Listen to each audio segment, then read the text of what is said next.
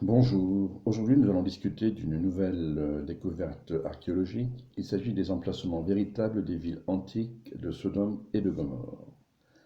Alors, où sont placées les villes antiques de Sodome et de Gomorrhe?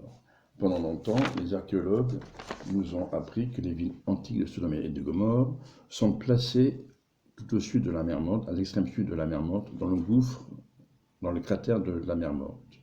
À l'époque, il était couramment admis que les villes antiques de Sodome et de Gomorrhe étaient dans le gouffre de la mer Morte, car on disait qu'à l'époque, que la mer Morte était un profond cratère vide d'eau, et que suite à un cataclysme, ce cratère se remplit d'eau et devint ainsi la mer Morte, ou la mer Salée. D'autres archéologues disent que c'est suite à une éruption volcanique que cette mer devint morte ou bien salée. Mais il faut savoir que la constitution de lave des volcans est différente de celui de l'oxyde de soufre que contient la mer salée, très très important, le soufre, le sel, différente de la constitution de lave des montagnes. Par ailleurs, les deux montagnes qui figurent dans la zone là sont le mont Pisgah du côté de la Jordanie et le mont Moriah du côté de Jérusalem, à plusieurs kilomètres. Et on ne trouve aucune trace de lave dans ces montagnes, autour de ces montagnes et des terres environnantes, n'est-ce pas? Donc, comment se fait que cette mer soit appelée mer Salée ou mer Morte? Ces deux questions, n'est-ce pas, les emplacements véritables des villes antiques de Sodome et de Gomorrhe, et le pourquoi et le comment de la mer Salée, la mer Morte, vous est fourni dans le livre de la Genèse, notamment Genèse chapitre 13 et chapitre 14. Nous allons considérer d'abord les emplacements véritables des villes antiques de Sodome et de Gomorrhe, en Genèse chapitre 13, versets 1 à 13, où il est question des pérégrinations du patriarche Abraham et de son neveu Lot. Donc nous lisons: Abraham partit d'Égypte en direction du Négev avec sa femme et tous ceux qui étaient à lui, ainsi qu'avec Lot. Abraham était très riche en troupeaux, en argent et en or. Du Négev, il remonta à Bethel, campant dans un lieu après l'autre, jusqu'à l'endroit où il avait déjà planté sa tente entre Bethel et Haï, et où il avait déjà construit un autel. Là, Abraham loua le nom de Jéhovah. Lot, qui voyageait avec Abraham, possédait aussi des moutons et des bovins, ainsi que des tentes. Le pays ne leur permettait pas de rester tous au même endroit. En effet, leurs biens étaient devenus si nombreux qu'ils ne pouvaient plus habiter ensemble. À cause de cela, il y eut une dispute entre les gardiens du bétail d'Abraham et les gardiens du bétail de Lot. À cette époque, les Cananéens et les Périzites habitaient le pays. Alors Abraham dit à Lot: Écoute-moi, s'il te plaît, il ne faut pas qu'il y ait de dispute entre moi et toi, entre mes gardiens de troupeaux et tes gardiens de troupeaux, car nous sommes frères. Tout le pays n'est-il pas à ta disposition? S'il te plaît, sépare-toi de moi. Si tu vas à gauche, alors j'irai à droite, mais si tu vas à droite, alors j'irai à gauche. Lot leva donc les yeux, donc notez bien cette expression, Lot leva donc les yeux, et vit que toute la plaine du Jourdain jusqu'à Zoar était une région bien arrosée, comme le jardin de Jéhovah, et comme le pays d'Égypte. C'était avant que Jéhovah ne détruise Sodome et Gomorrhe. Alors Lot choisit pour lui toute la plaine du Jourdain, et il déplaça son camp vers l'est. C'est ainsi qu'ils se séparèrent. Abraham habita au pays de Canaan, et Lot habita parmi les villes de la plaine. Finalement, il installa sa tente près de Sodome. Mais les hommes de Sodome étaient mauvais, ils péchaient gravement contre Jéhovah. Donc ce récit des pérégrinations, des déplacements du patriarche Abraham et de son neveu Lot nous montre que du sud, du Négev, ils revenaient donc d'Égypte, ils remontèrent vers le nord, n'est-ce pas, et s'installèrent entre Bethel et Haï à Luz. Et c'est ici que Lot et Abraham décidèrent de se séparer. Le récit déclare que Lot leva les yeux et constata que toute la plaine du Jourdain, vous voyez ici, district du Jourdain, était une région bien arrosée, verte pour les pâturages. Et il déplaça son camp vers l'est et s'installa près de Sodome. N'est-ce pas? Or, si les archéologues déclarent que les villes de Sodome et de Gomorrhe se trouvent situées au sud de la mer Morte, dans le gouffre, le récit de la Genèse aurait déclaré que Lot aurait déplacé son camp vers donc l'extrême sud de la mer Morte, ou le sud de la mer Morte, ce qui n'est pas le cas. Comme nous venons de le lire, il est dit que Lot déplaça son camp vers l'est et s'installa près de Sodome. Par ailleurs, la plaine du Jourdain se trouve à l'embouchure de la mer Morte et non pas dans le gouffre de la mer Morte. La plaine du district du Jourdain, comme son nom l'indique, le nom du fleuve Jourdain. N'est-ce pas? Le fleuve Jourdain donc, traverse cette région verdoyante de part en part. Il prend sa source tout au nord, se jette une première fois dans le lac de Tibériade ou la mer de Galilée, poursuit sa course vers le sud, traverse ce district ou la plaine du Jourdain, pour finalement se jeter dans la mer Morte ou la mer Salée. Première indication. La deuxième indication, c'est que Luz, la ville de Luz, entre Bethel et Haï, n'est-ce pas, se trouve à 30 km du nord de la mer Morte et à 75 km, 110 km du sud de la mer Morte. Donc il est impossible pour Lot de pouvoir vérifier à partir de Luz, où il se trouvait, si le fond de la mer Morte était vert pour les pâturages.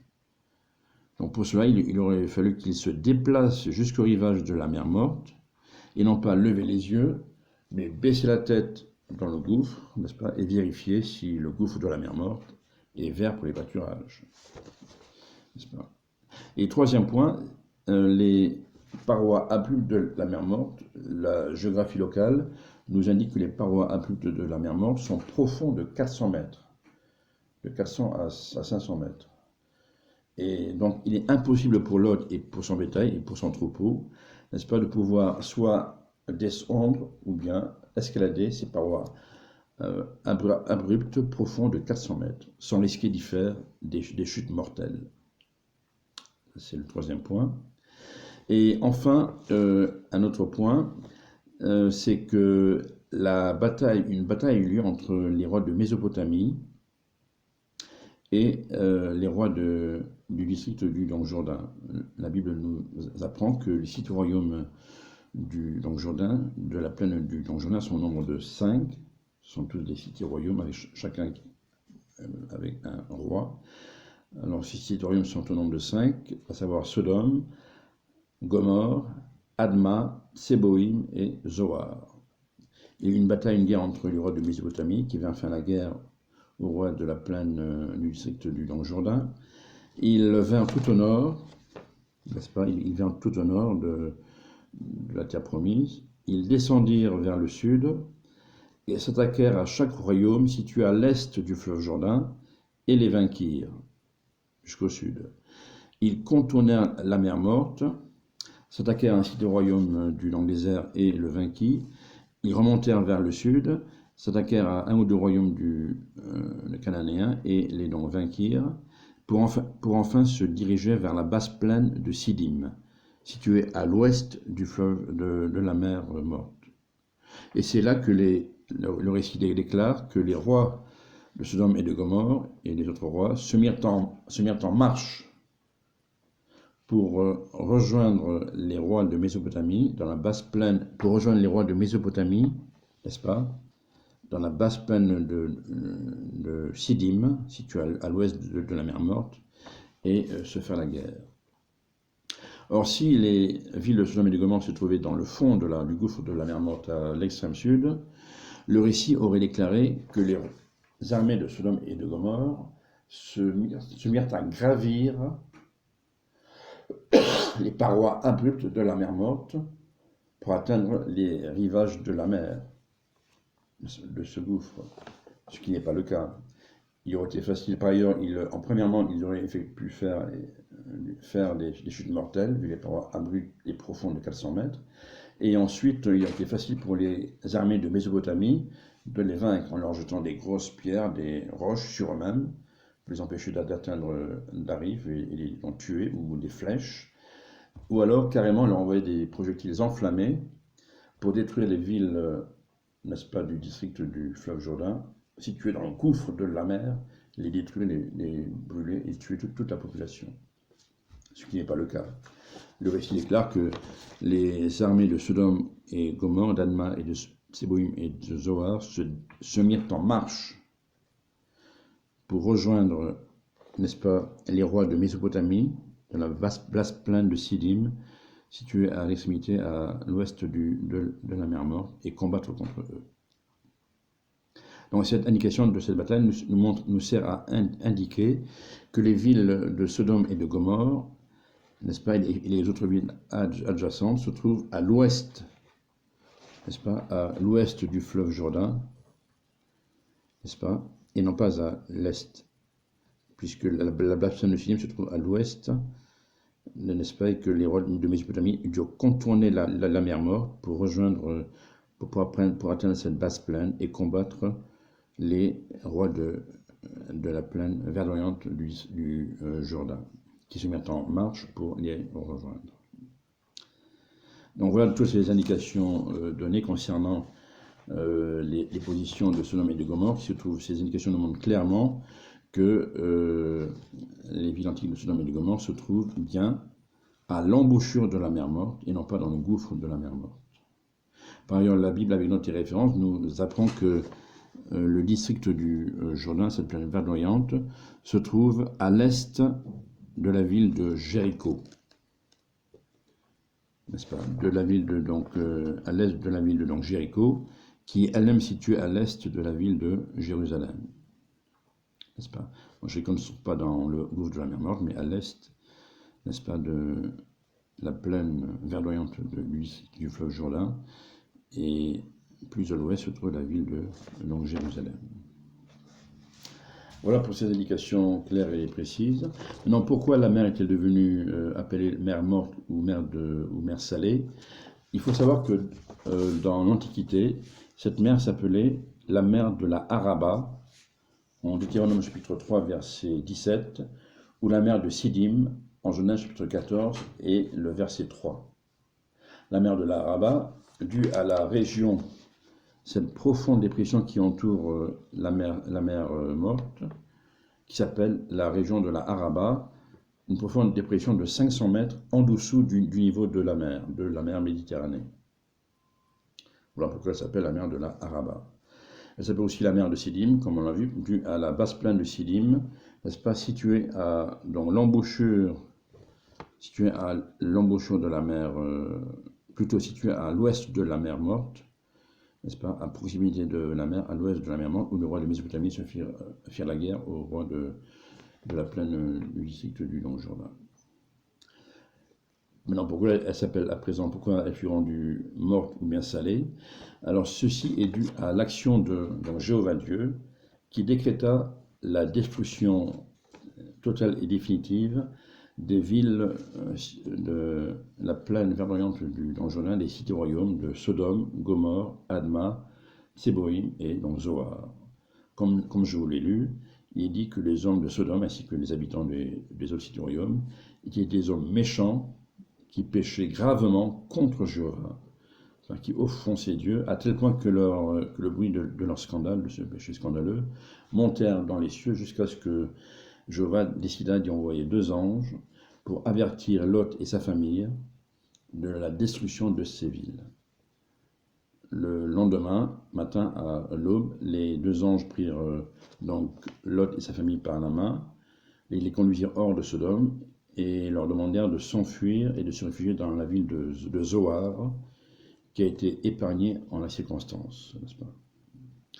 Et quand Lot et sa famille sont arrivés à Zoar, Jéhovah envoya une pluie de feu et de soufre, n'est-ce pas, qui détruit toute la verte région plaine du Jourdain, ainsi que les villes et ses habitants, qui détruisirent toute cette verte plaine, qui devint une plaine complètement désolée, brûlée et détruite par cette pluie de feu et de soufre qui vint du ciel de la part de Jéhovah Dieu. Et cette pluie de feu et de soufre a atteint la mer de la Araba, la mer de Sidim, qui devint ainsi une mer salée due à cette pluie intense de feu et de soufre, qui atteignit aussi la mer de la Araba et la mer de Sidim, n'est-ce pas, qui devient ainsi un lac, une mer salée, morte, avec une forte densité de soufre, d'oxyde de soufre, à tel point qu'il est impossible pour les baigneurs de s'y baigner, ils flottent sur l'eau, car la densité de soufre est vraiment très, très importante. On trouve même des dépôts de soufre et de sel sur les rives de la mer morte, n'est-ce pas? Donc voilà pourquoi cette mer de l'Araba, qui s'appelait la mer de l'Araba ou la mer de Sidim, s'appelle depuis ce jour-là la mer salée ou la mer morte. D'ailleurs, en langue arabe, la mer salée se dit Bar Lot. Bar Lot, ce qui confirme le récit de Lot quand les anges les tirèrent, les sauvèrent, les sauvegardèrent, en les tirant hors de la ville de Sodome et en les faisant fuir dans la ville de Zoar. Bon, par la suite, pour la petite histoire, Lot et ses 2 filles, car sa femme a été détruite par cette pluie, parce que les anges lui ont donné l'ordre de ne pas se retourner. Mais malheureusement, la femme de Lot s'est retournée, et elle devint une colonne de sel, n'est-ce pas?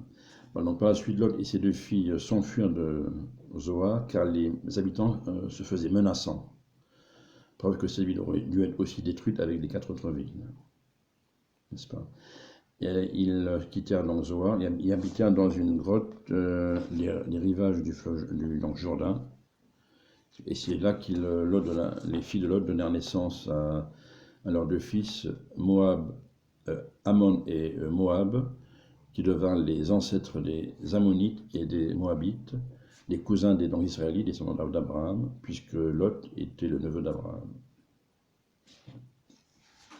Donc pour l'histoire, la localisation des villes antiques de Sodome et de Gomorrhe, situées donc à l'embouchure de la mer Morte, n'est-ce pas, dans le district de la vallée pleine du Jourdain, une plaine verdoyante propice pour les pâturages, vert comme le jardin de Jéhovah, le jardin d'Éden, et le pourquoi et le comment de la mer Morte, qui s'appelait à l'origine la mer de la Araba, n'est-ce pas, ou la mer de Sidim. Maintenant, nous allons terminer par une note joyeuse, n'est-ce pas? En ce qui concerne cette mer, la mer morte, une prophétie qu'un ange donna à Ézéchiel, le prophète, dans la Bible, nous indique que cette mer connaîtra une issue joyeuse dans le paradis terrestre, n'est-ce pas, au cours du règne millénaire de notre Seigneur, notre roi Jésus-Christ. Voilà ce que l'ange déclara au prophète Ézéchiel, au chapitre 47, à partir du verset 7.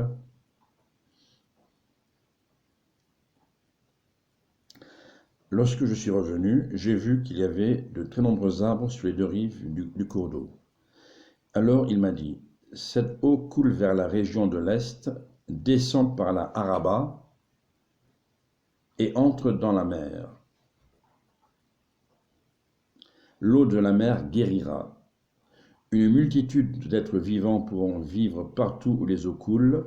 Il y aura une grande quantité de poissons, car cette eau coulera là. L'eau de la mer guérira, et tout vivra partout où ira le cours d'eau. Des pêcheurs se tiendront au bord depuis En-Gedi jusqu'à En-Eglaïm, où il y aura une aire de séchage des filets de pêche. Il y aura de nombreux poissons de beaucoup d'espèces différentes, comme les poissons de la Grande Mer, c'est-à-dire de la mer Méditerranée. N'est-ce pas? Donc voilà l'issue heureuse que connaîtra cette mer morte. Elle deviendra un grand lac d'eau douce. Et la Bible précise qu'il y aura une aire de séchage des filets de pêche. Il y aura de nombreux poissons de beaucoup d'espèces différentes, comme les poissons de la mer Méditerranée. Et il voit des pêcheurs qui s'affairent, n'est-ce pas, sur les rivages de la mer morte, de la mer de la Araba, depuis En-Gedi jusqu'à En-Eglaïm. Donc c'est la renaissance de cette mer morte aujourd'hui, n'est-ce pas, qui redeviendra une mer d'eau douce, avec une eau très poissonneuse, de beaucoup d'espèces différentes, et surtout les habitants de la région pourront s'y baigner, ainsi que les touristes, n'est-ce pas, ceux qui viendront visiter la région, pourront s'y baigner dans cette mer d'eau douce, n'est-ce pas, et dans la joie et la bonne humeur, dans le paradis terrestre. Donc, je termine avec ces notes joyeuses et je profite de l'occasion pour remercier Jéhovah de m'avoir réalisé toutes ces découvertes archéologiques, n'est-ce pas, par le but de son Esprit Saint, qui permet à tous les témoins de Jéhovah, à tous ces brebis, d'avoir une claire vision de l'histoire, de la géographie, de l'archéologie de la Bible et une parfaite compréhension de la Bible. Donc, c'est avec ce remerciement que je vous souhaite une bonne journée à vous toutes et à vous tous. Au revoir.